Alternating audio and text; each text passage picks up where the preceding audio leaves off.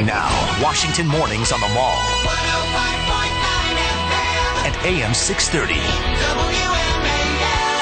WMAL. Did you hear that? Light snow in Frederick? Oh, my gosh, that's just wrong. It's too early for that. 8:07 on WMAL, where Washington comes to talk. It's Brian Wilson, joined today by James Carafano. We are very pleased to have on the line Representative Peter King, the chairman of the House Homeland Security Committee. Congressman, how are you today? Brian, it's great to be with you, and also Jim Carafano. Great guys. Well, thank you. That's very kind. Right. I want to start out by talking about the big debate tonight, and the no doubt the question will turn at some point to Libya and what happened in Benghazi, the attacks that led to the death of our ambassador and 3 other Americans. Are we getting the straight story out of this administration from your perspective? No, I think ultimately we're going to get the story, but it's never going to come to us in a straight way. I mean, their version and their narrative has been changed and distorted from the very first moment. And they, for whatever reason, did not want to declare this to be a terrorist attack, and therefore they set out such a series of misleading stories about it. Well, why didn't they want to just come clean about it? Why not just say we were attacked? I mean, what was the motivation for not letting the real story come out?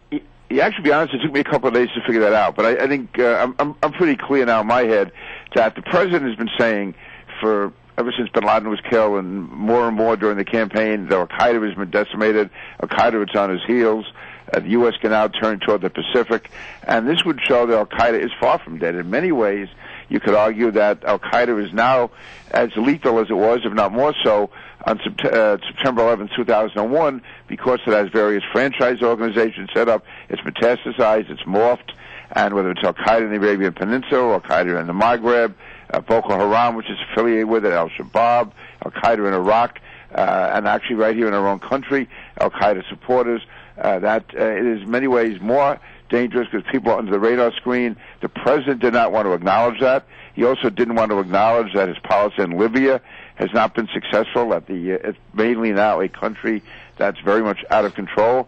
And also, he realized that they had not provided the proper security, and he didn't want to get into any of those discussions. I want to get James in here because he has a question. I know you only have a limited amount of time to be with us. I know we're really short, but you are chairman of the House Homeland Security Committee. I want to ask you, what's the lesson learned from this latest terror attack in New York, the one that the FBI foiled? Is that there's a real threat within our country, that we have to have aggressive preemptive action being taken by law enforcement. In New York, that's the FBI and the NYPD, that there are a significant number of terrorists who want to kill us. They are here in the country. In many ways, they're under the radar screen. They don't come from prior terror connections. They have no known terrorist affiliations, and the only way we can find out is either by getting support from the community, which we don't often get, and the other one is to make sure that we, in effect, infiltrate those communities. And that's what the FBI and the NYPD did, and thank God. All right, so you're asking very quickly, about 20 seconds left before we have to let you go. Are you getting the reports you want from the administration, or are you having to fight for them on Benghazi? Oh, no, we are fighting. In fact, I have sent a letter to the president the other day. I'm asking him to release all of the cables. Obviously, they can redact whatever they have to for security reasons, but all of the cable traffic, all of the communication, all of the emails, all of the records as to what happened leading up to Benghazi, what caused them to say it was not a terrorist attack, but caused by the film, the video, what caused them to change. I want a complete minute-by-minute, day-by-day account. And the phone is ringing because I know you have another interview, so we're going to let you go. But Congressman Peter King, thank you so much for joining us. Thank you. Very welcome. All right. He's doing one of those things where they're doing a lot of phone things throughout the morning, so we only had him for a short window.